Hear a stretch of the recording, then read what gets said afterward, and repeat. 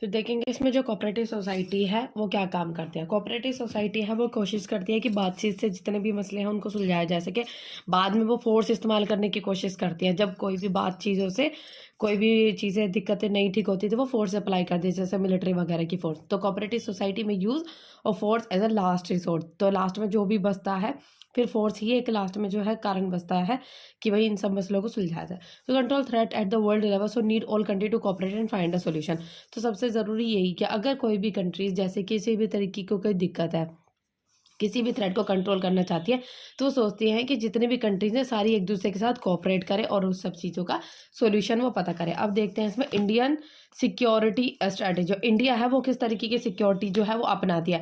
अब हमारी इंडिया है, इंडिया में देखो तो काफ़ी सारी नेबरिंग कंट्रीज़ है, काफ़ी सारी कंट्रीज़ के साथ इसके बॉर्डर्स लगते हैं और काफ़ी तरीके के थ्रेट्स हैं।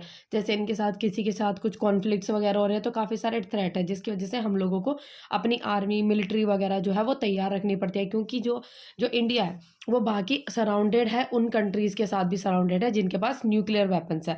और न्यूक्लियर वेपन्स छोटी मोटी चीज़ तो है नहीं, तो काफ़ी बड़े जो वेपन्स है उस तरीके के। तो वो कहा जाता है कि इन सब कंट्रीज़ से प्रोटेक्ट करने के लिए, इन सब वॉर्स वगैरह से वेपन से प्रोटेक्ट करने के लिए इंडिया को भी अपनी ऐसी पोजीशन जो है वो बनानी पड़ती है जिससे कि वो किसी भी टाइम पे अगर किस तरह की भी कोई भी कंडीशन क्रिएट हो जाए, किसी भी तरीके का थ्रेट हो जाए, नॉन ट्रेडिशनल या फिर ट्रेडिशनल थ्रेट हो जाए, तो उन दोनों चीज़ों से अपने आप को प्रोटेक्ट कर सके। तो क्या क्या कंपोनेंट है इंडिया के पास? दोनों तरीके के थ्रेट है, वैसे तो ट्रेडिशनल भी और नॉन ट्रेडिशनल भी थ्रेट्स हैं। अब जैसे कि स्टार्टिंग मिलिट्री, इंडिया अपनी मिलिट्री को क्या है बड़ा करने की कोशिश करता है। क्यों? क्योंकि India have been involve in conflict with its neighbour. क्योंकि इंडिया जो है वो अपने नेबर्स के साथ काफ़ी कभी कभार बहुत ज़्यादा कॉन्फ्लिक्ट्स में रहता है और काफ़ी सारे जो हैं और इस तरीके की कंट्रीज़ के द्वारा सराउंडेड है जो कि जिसके पास न्यूक्लियर वेपन्स हैं। तो अपनी मिलिट्री को वो अच्छे से तैयार रखता है हर एक टाइम के लिए। सो इसमें फिर दूसरा क्या, in the South Asian region, so India decision to conduct test in 1998 to national security. So India ने क्या है 1998 में जो है टेस्ट करना शुरू किया था अपनी सिक्योरिटी के लिए। अब इसमें देखेंगे दूसरा क्या, पहला तो क्या था मिलिट्री वगैरह को अपने तैयार रखना। फिर इस तरह से international norms and international institution to protect it securities interest. जो इंडिया है वो इंटरनेशनल नॉर्म्स वगैरह के लिए और इंटरनेशनल इंस्टीट्यूशन उन सब चीज़ों में भी अपने नाम को बढ़ाने की कोशिश करता है, जिससे कि क्या है रहे, जैसे इंटरनेशनल लेवल पर जितने भी तरीके की कोई भी मतलब है कोई भी ऑर्गेनाइजेशन अगर किसी भी तरीके की बात वो करते हैं तो उसमें इंडिया को भी इंक्लूड उसमें किया जाए, उसके भी फायदे इंटरेस्ट की बात जो है उसमें देखी जानी चाहिए। तो institution to protect a security interest, India took initiative to bring about a universal and don't discrimination non proliferation regime in which all country would have same rights and obligation with respect to weapons of the mass destruction। अब इसमें क्या हुआ था कि जो है India जो है वो कोशिश करता है कि काफ़ी सारे लोग हैं, अगर जैसे कोई भी तरीके का कोई भी इस तरीके के कोई कॉन्फ्लिक्ट हो जाते हैं तो वो इन तरीके के इंस्टीट्यूशन भी काम करने की कोशिश करता है, जैसे कि बातों से कोई भी मसले को जो है वो सुलझाया जाना चाहिए।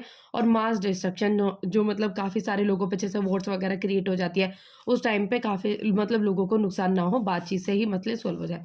इंडिया जो इन 160 countries that have signed and ratified the 1994 Kyoto pro. India जो है उसने ज्वाइन किया था, जो 160 कंट्रीज एक साथ में इंक्लूड हुई थी और उन्होंने साइन किया था जैसे 1997 में Kyoto protocol which provide decrease green house gas emission to check global warming, जिसमें इंडिया को भी पहले इंक्लूड किया गया था। क्योंकि जो ग्रीन हाउस गैसेज होती है जो कि काफ़ी हार्मफुल गैसेज होती है उसको मतलब कम किया जाए अगर हम डेवलप कर रहे हैं और उसकी वजह से इन गैसेस का काफ़ी ज़्यादा रिलीज हो रहा है, तो इससे क्या होगा हमारे इन्वायरमेंट में बहुत ज़्यादा दिक्कत करेगा और CO2 कार्बन डाइऑक्साइड की मात्रा जो है वो मतलब रिलीज़ करेगा, जिससे हमारे अर्थ का टेम्परेचर बढ़ेगा। अर्थ के टेम्परेचर बढ़ने की वजह से आइस मेल्ट होगी और उसके वजह से मतलब क्या होगा काफ़ी सारे मतलब वाटर का लेवल बढ़ेगा। तो उसमें भी जो इंडिया है उसमें काफ़ी ज़्यादा इंडिया को इंक्लूड किया गया था, लेकिन बाद में कि जो है कि इसको मतलब वहाँ से इंडिया को जो है काइटो प्रोटोकॉल से निकल गया था इंडिया। क्यों? क्योंकि जो काफ़ी सारे डेवलप्ड कंट्रीज थी उन्होंने इन सबको मतलब काफ़ी सारे जब उन्होंने डेवलप किया तो ग्रीन हाउस गैस एमिशन जो था उन कंट्रीज़ ने बहुत ज़्यादा किया था। तो इंडिया जो है अभी वो डेवलप कर रही है, तो इन्होंने कहा कि भाई अभी तो हम डेवलपिंग कंट्रीज़ हैं, उसके बाद हम लोग इसमें इंक्लूड कर दिए जाएंगे तो हम इतना ज़्यादा डेवलप नहीं कर पाएंगे और हमारे यहाँ से इतना, क्योंकि इंडिया जो है यहाँ से इतना ज़्यादा ग्रीन हाउस गैस एमिशन होता भी नहीं है। तो इस वजह से जो काइटो प्रोटोकॉल है वो सब इन्वायरमेंट को प्रोटेक्ट करने की कोशिश करते हैं और इसमें सारी कंट्रीज एक साथ मिलकर के काम करती हैं। इनमें देखा जाएगा थर्ड पॉइंट क्या है, meeting security challenge within the country, India try to pressure national unity by adopting a democratic political system. अब इसमें जैसे देखा जाएगा कि जो सिक्योरिटी चैलेंज, अभी इंडिया क्या करती है कि जैसे अपने ही कंट्री के अंदर कुछ ना कुछ सॉल्यूशन जो है फाइंड आउट करने की कोशिश करती है। Meeting security challenge within the country, जैसे कोई भी सिक्योरिटी चैलेंज कंट्री के अंदर में आते हैं तो उसको किस तरीके से प्रोटेक्ट किया जाए, इंडिया ट्राई करती है कि उन सब चीज़ों को, और नेशनल यूनिटी जो है वो हमारी कंट्री में आए डेमोक्रेटिक सिस्टम की वजह से। and allow different communication and group of each people to freely articulate their grievances and share political powers। तो इन्होंने कहा कि मतलब कुछ इस तरीके की कम्युनिटीज़ हैं, ग्रुप्स बनाए गए हैं जिसमें क्या कर सकती है वो अपने मतलब कोई भी शिकायतें हों उनको शेयर करेंगी जिससे उनकी प्रॉब्लम्स का सोल्यूशन हो जाए। और फिर क्या है, attempt to remove poverty, economic inequality या डेमोक्रेटिक पॉलिसी। अभी इन्होंने कोशिश की कि अपनी कंट्रीज से क्या करें, इनइक्वालिटीज़, डेमोक्रेसी वगैरह जो है उसको एलिमिनेट करने की कोशिश की जाए। काफ़ी सारे उसकी वजह से भी स्टेप लिए जिसकी हमारी कंट्री में इक्वालिटी है, इनइक्वालिटी को घट जाए और काफ़ी सारे संशोधन भी इसी वजह से कॉन्स्टिट्यूशन में किए गए। या democratic politics allow spaces for voice of the poor and democracy is a way to provide greater security.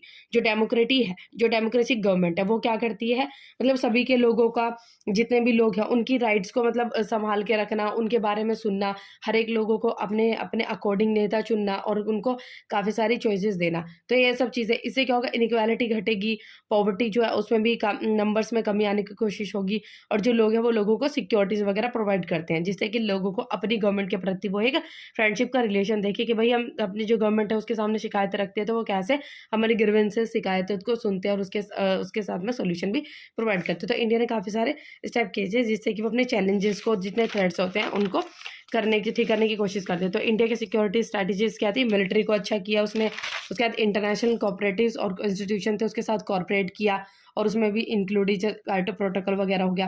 फिर काफ़ी सारे सिक्योरिटी चैलेंज जो कि कंट्रीज़ के अंदर में भी आते हैं तो उनके साथ भी इसने बातचीत करने की कोशिश की और उनको प्रोटेक्ट करने की कोशिश की और attempt to remove poverty, inequalities वगैरह को अपने कंट्रीज़ में हटाने की कोशिश की। तो ये चैप्टर कंप्लीट हो गया।